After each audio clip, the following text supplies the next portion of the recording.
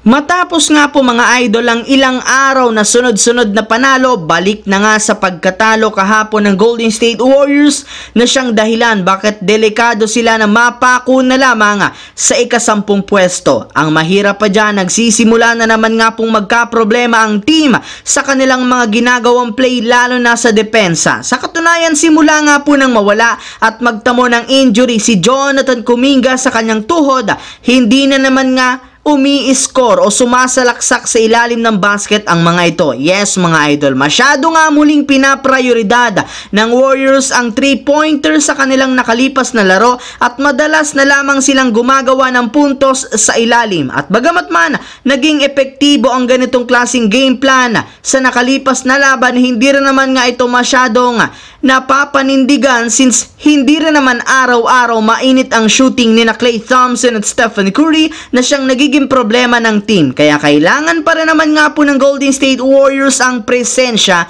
ni Jonathan Kuminga upang sa ganoon magkaroon sila ng mas madaming option upang makapagtala ng score. Samantala, bagamat man siguradong pasok na ang Milwaukee Bucks sa playoffs, kailangan pa rin naman nga po nilang maipanalo ang kanilang mga natitirang laro upang masigurado ang home court advantage sa first round at makakuha ng momentum papasok sa playoffs. Kaya sa pagkakaroon nga po nila ng 3-game lose streak, lubos nga pong ikinagagalit ng kanilang mga fans. Ang mahirap pa dyan, isang beses lamang silang nanalo sa huling 6 na laro. At ayon nga po kay Coach Doc Rivers, sobrang nakakadismaya ang kanilang mga pagkatalo, lalo na ang kanilang huling 3 games since natalo sila dito laban sa mga mahihinang kupunan. Kaya kasalanan nga daw talaga niya ang mga ito at wala nga po siya ditong maibibigay na excuse.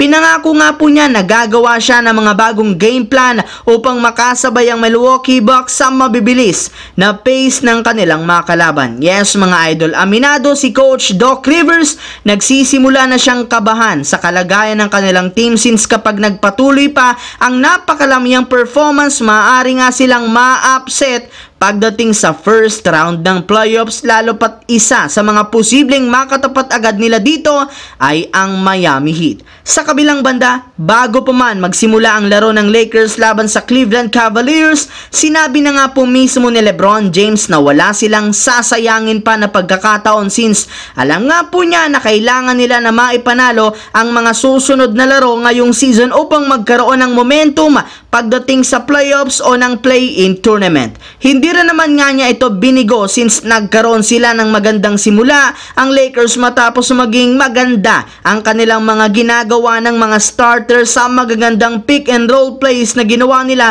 sa pangunguna ni LeBron at Anthony Davis na hindi huminto sa pagsasalaksak sa ilalim ng basket. Sinabayan rin naman ito ng pag-shooting. Ang mainit na shooting pa rin ni Rui Hachimura, pero agad rin naman ditong nakagawa ng game adjustment ang Cavaliers sa pangunguna ni Donovan Mitchell at ang pagiging agresibo ng kanya mga kakampi na dahilan bakit naging dikit sa simula ang laro. Mabuti na lamang nakagawa rin naman si Coach Darvin Ham ng adjustment sa game plan at matapos mag-take over dito ang playoff LeBron James. Kaya nagawa pa rin naman nga po nila na makalamang at makuha ang panalo at dahil dyan meron na silang 45 wins ngayon sa West kung saan opisyal na nga nilang naungusan ng Sacramento Kings sa ika-8 seed ng Western Conference.